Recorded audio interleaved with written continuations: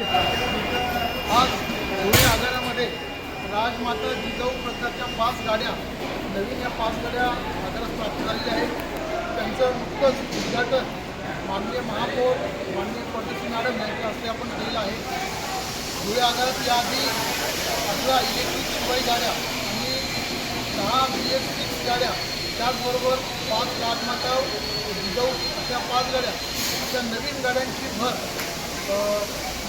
आगाराच्या वाहन ताफ्यामध्ये पडलेली असल्यामुळे आगारामार्फत प्रवाशांना चांगल्या प्रकारे सेवा देण्यासाठी आम्ही प्रयत्नशील आहोत. धन्यवाद.